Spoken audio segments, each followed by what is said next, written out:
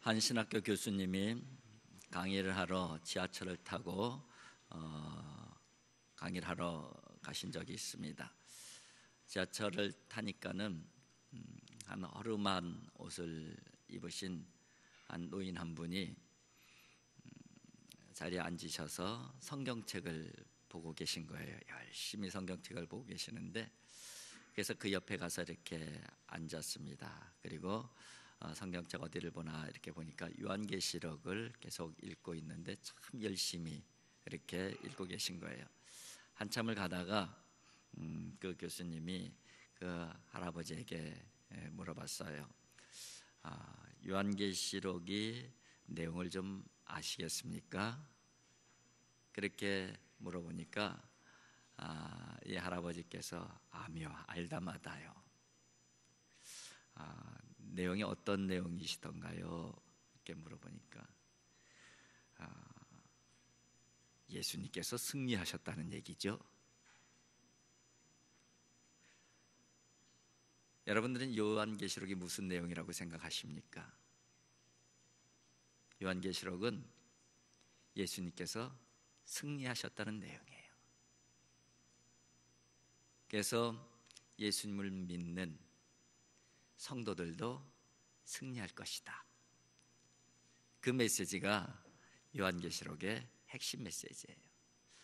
요한계시록에 보면은 심판의 내용, 재앙의 내용이 가득 차 있기에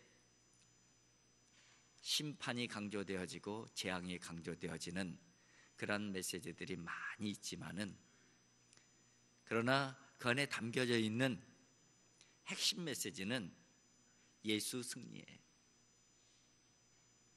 그리고 하나님의 백성들의 승리, 이것이 바로 요한계시록의 핵심 메시지입니다. 그런데 그 승리의 근거가 뭐냐? 근거가 예수님이라는 거예요. 그런데 요한계시록에는 그 예수님을 뭐로 가장 잘 묘사가 되어져 있냐면요, 어린 양으로 묘사가 되어져 있어요. 요한계시록 1장부터 쭉 22장까지 보게 되면은 어린 양이라고 하는 단어가 28번 나옵니다. 산술적으로 계산을 하면은 한 장당 한 번 이상이 어린 양이라는 단어가 나오고 어린 양에 대한 내용이 나온다는 거예요. 그러니까 요한계시록 전체는 뭘로 지금 꿰뚫고 있는 거예요? 어린 양으로 꿰뚫고 있는 거예요. 어린 양.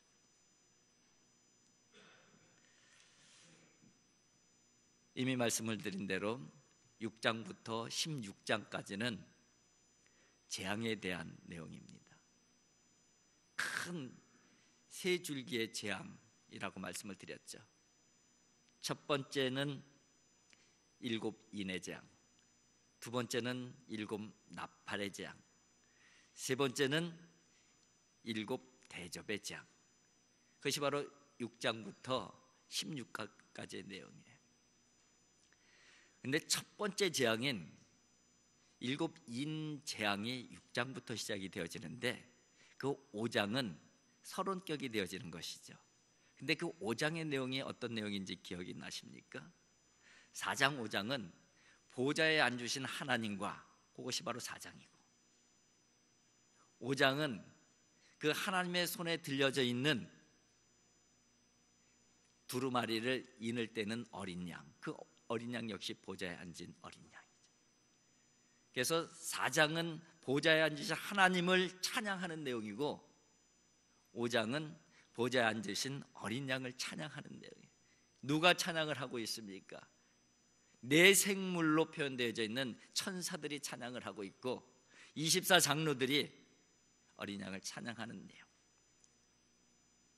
그것이 바로 5장의 내용이고, 그리고 6장부터 대재앙이 시작이 되어지는 거예요. 그런데 오늘 본문 말씀을 보게 되면은, 오늘은 마지막 재앙, 7 대접의 재앙은 마지막 재앙으로 표현이 되어져 있습니다. 마지막 재앙의 시작이 되어지는 거예요. 그런데 오늘 본문 말씀 15장은 마지막 재앙인 7 대접 재앙의 서론격이 되어지는 것이 오늘 본문 말씀 15장이에요. 그리고 16장에는 7대접의 대재앙이 기록이 되어져 있는 것이죠. 그러면서 요한계시록에 큰 세 줄기의 재앙의 내용이 끝이 나는 거예요. 근데 오늘 본문에는 어떤 내용이 나오냐면은 찬양을 부르는 사람들이 있어요. 승리의 찬양을 부르는 것이죠. 근데 그들의 찬양의 내용을 오늘 기록하기를 모세의 노래, 어린 양의 노래라고 돼 있어요. 모세의 노래로, 어린 양의 노래로 찬양하는 하나님의 백성들, 그것이 바로 오늘 본문에 기록된 내용이죠. 그리고 5장부터 내용을 보게 되면은 이제 본격적으로 7 재앙에 대한 그 내용이 언급이 되어지고 있어요. 근데 7 대장의 내용을 언급이 되어지는데 그렇게 표현되고 있어요. 하늘 장막 성전의 문이 열리고 누가 등장을 해요? 7명의 천사가 등장을 합니다. 그리고 그 천사들에게 네 생물이 하나님의 진노가 담긴 금대접을 전달해 주는 내용이에요. 그리고서 16장으로 넘어가면서 그 천사들이 하나씩 그 하나님의 진노가 담긴 진노의 대접들을 쏟으면서 재앙이 시작이 되어지죠. 7번째 천사까지 다 쏟았을 때에 큰 재앙의 대단원의 막을 내리게 되는 것입니다. 그것이 바로 대재앙의 내용의 줄거리예요. 첫 번째 재앙이 시작될 때에 누구를 찬양하는 내용이 나온다고요? 어린 양을 찬양하는 내용이 보자인지. 마지막 재앙의 서론격인 오늘 본문에 찬양하는 내용이 뭐예요? 어린 양을 찬양하는 내용.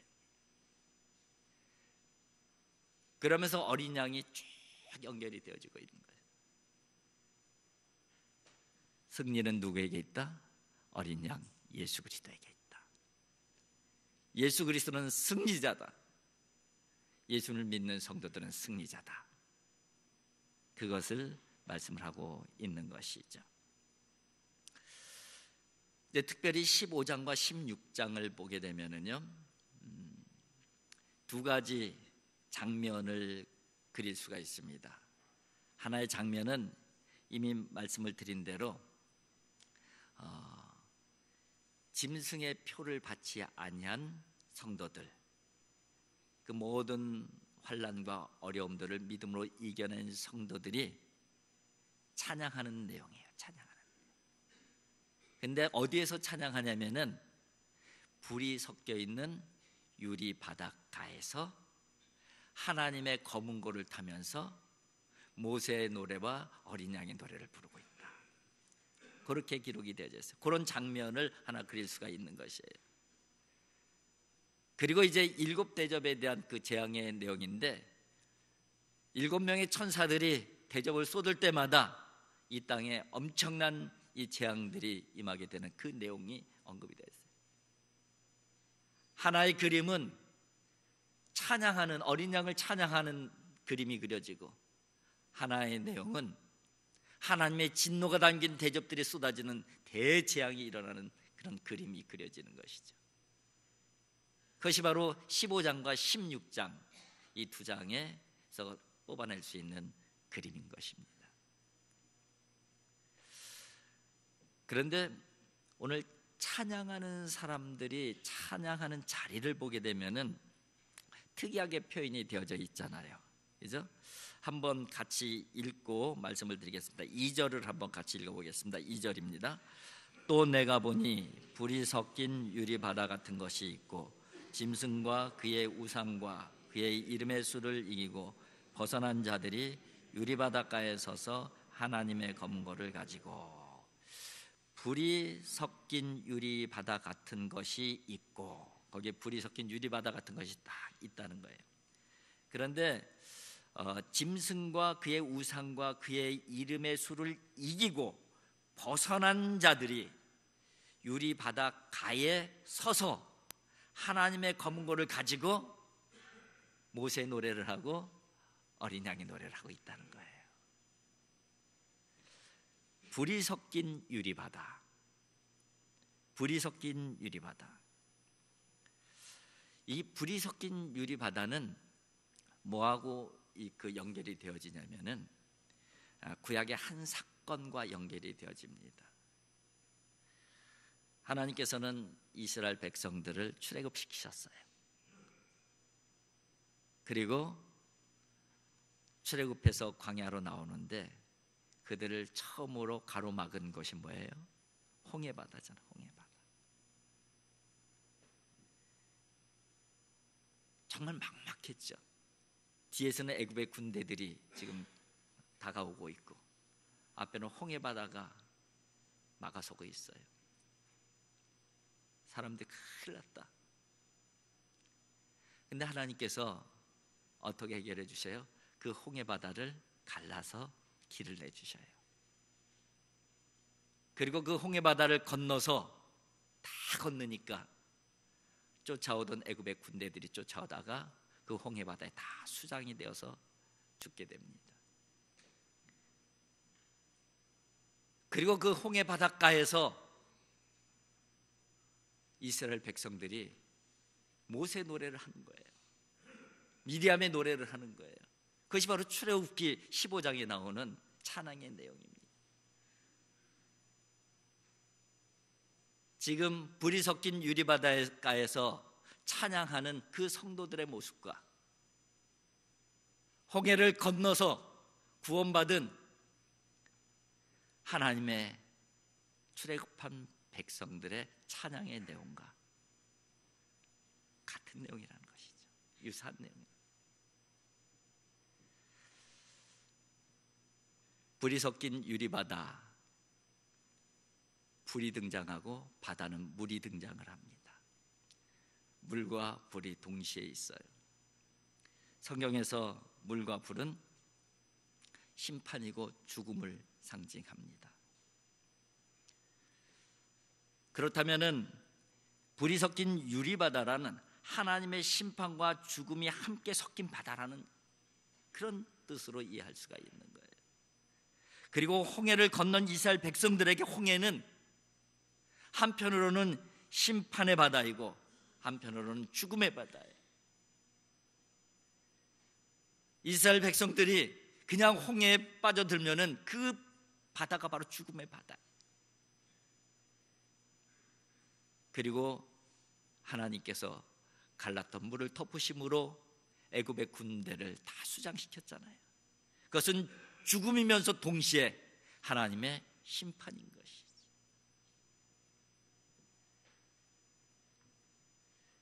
홍해 사건의 이미지를 통해 이 유리바닷가에 서 있는 찬양하는 사람들의 모습들을 이해하면은 죽음과 심판의 강을 건너온 성도들, 그렇게 정리를 할 수가 있는 것이죠. 지금 요한계시록을 읽고 있는 성도들은 로마의 극한 박해 가운데 있는 성도들이에요. 그 속에서 믿음을 지켜내고 있는 성도들이에요. 지금 하나님의 심판과 죽음의 강을 건너가고 있는 사람들이에요. 그 성도들에게 하나님께서 이 그림을 보여주시는 거예요. 이 메시지를 보여주시는 거예요.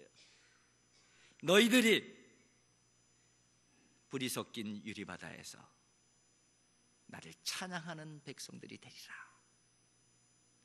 승리의 노래를 부를 것이다. 그 메시지가 바로 요한계시록 15장에 담겨져 있는 메시지인 것입니다.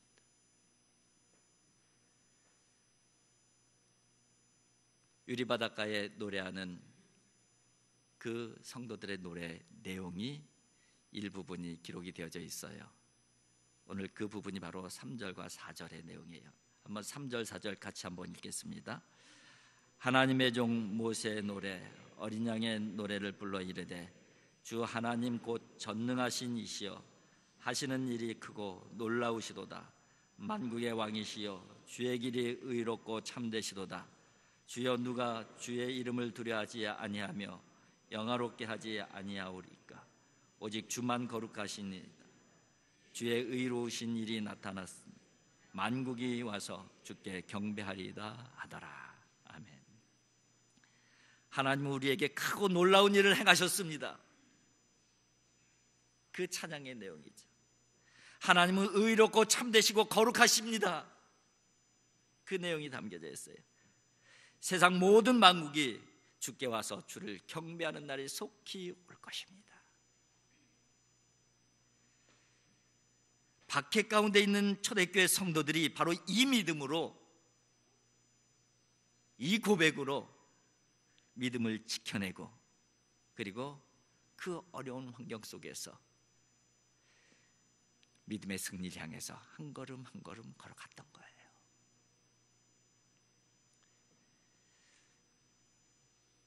우리의 믿음이 이런 믿음이 있어야 된다는 것을 말씀하고 있는 것이겠죠. 본당으로 올라오실 때에 벽에 걸려져 있는 현수막을 여러분들은 보시면서 올라오십니다. 한쪽에는 찬양과 가사가 적혀 있고요, 한쪽에는 성경 말씀이 기록이 되어 있습니다. 찬송과 가사가 어떤 가사입니까? 이곳에 생명샘 솟아나 눈물 골짝 지나갈 때에 모자나 열매 맺히고 웃음소리 넘쳐나리라. 재직 헌신 예배 때 교육자들이 부른 찬양이에요. 이곳에 생명샘 솟아나 눈물 골짜기 지나갈 때에 모자나 열매 맺히고 웃음소리 넘쳐나리라. 이 믿음으로 초대교회 성도들은 믿음을 지켜냈던 것이죠. 우리 역시 이 믿음으로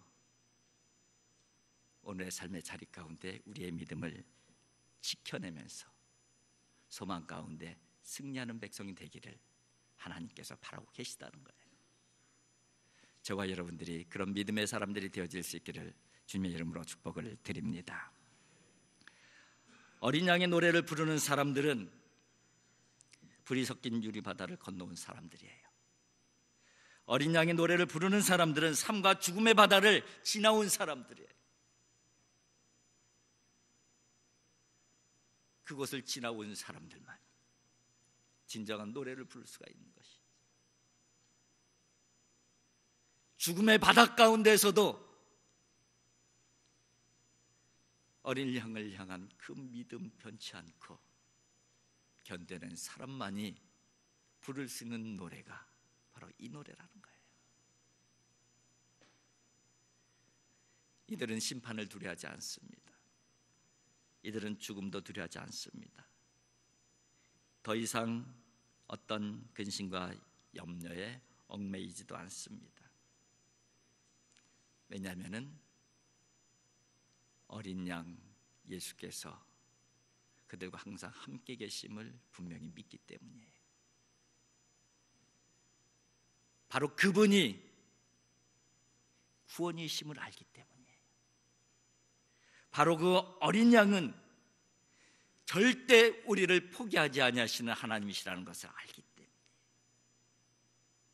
그리고 그분은 당신의 생명을 포기하면서까지 우리를 향하시는 사랑은 절대 포기하지 않으시는 분이시라는 것을 아는 그 믿음 때문에 심판과 죽음의 바다를 건널 수가 있었던 것이죠. 종교개혁자 마틴 루터가 교수였잖아요. 어느 날 학생들이 찾아와서 이렇게 물었다고 합니다. 선생님, 어떻게 하면 그렇게 많은 사탄의 시험을 그렇게 쉽게 이겨내실 수 있으셨습니까? 루터가 그 많은 어려움들을 쉽게 이겨냈겠어요? 정말 몸부림치면서 이겨낸 것이죠. 근데 학생들이 볼 때는 쉽게 이겨낸 것으로 그렇게 보여진단 말이에요. 루터가 이렇게 대답을 하였습니다. 사탄이 자주 내 마음의 문을 두드리면서 문을 열라고 소리를 치지. 그럴 때마다 내 마음에 거하시는 예수님이 나가셔서 문을 열어준단다. 마귀가 이 집에 루터가 살고 있지 않나요? 이렇게 예수님한테 물어보면 예수님께서 이렇게 대답하신다네. 과거에는 루터가 살았는데 지금은 이사가고 지금은 내가 살고 있다. 그 말을 듣는 순간 사탄은 혼비백산하여 당황하여 도망간다네. 이것이 바로 내가 시험을 이기는 방법일세.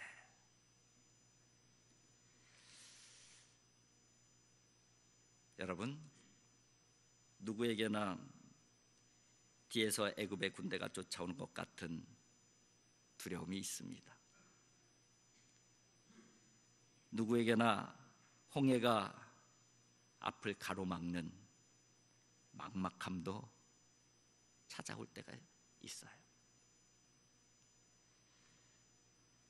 수시로 사탄이 찾아와서 우리의 마음을 두드리면서 문 열으라고 소리를 치고 있어요. 당장 쫓아나가서 문 열어주고 싶지요.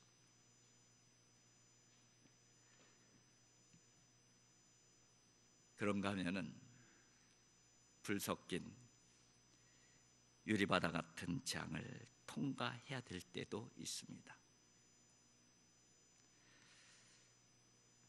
그런데 여러분, 성경은 우리에게 말씀해 주십니다. 하나님은 애굽의 군대로 찾아온 두려움을 노래로 찬양으로 바꿔주신 하나님이시라고.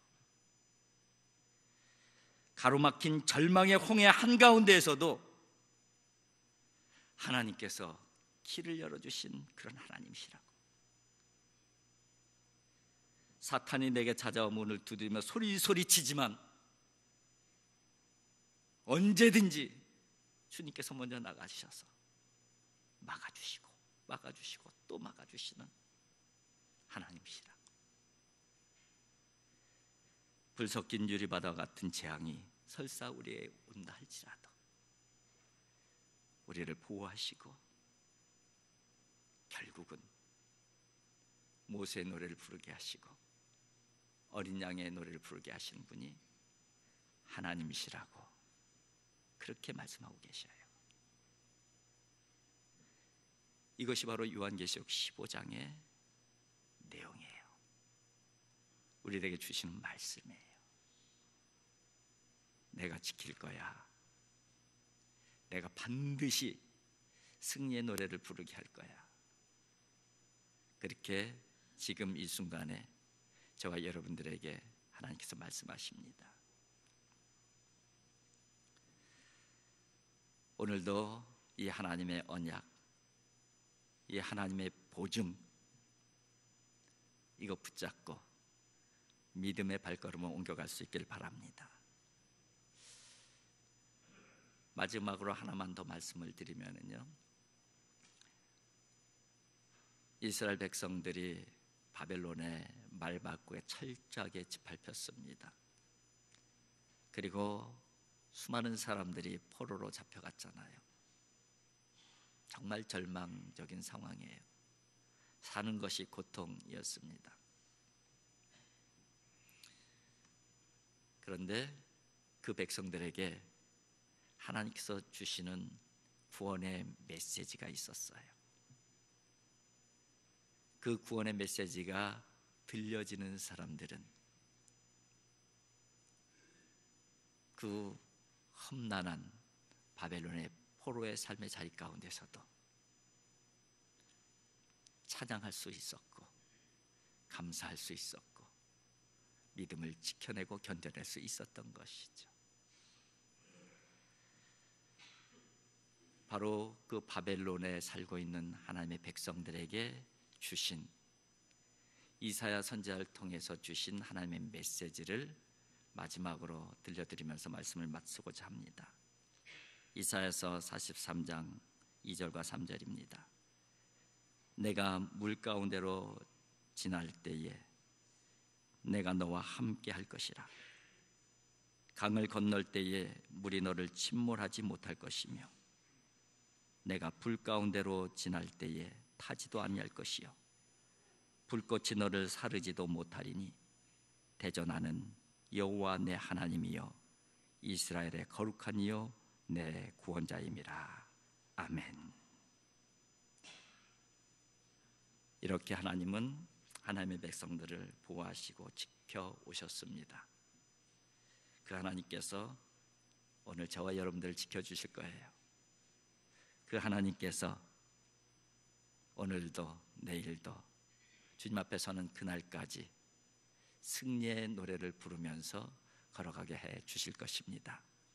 그 믿음으로 한 주간도 반드시 승리하는 하나님의 사람들이 되어질 수 있기를 주님의 이름으로 축복을 드립니다. 기도하겠습니다.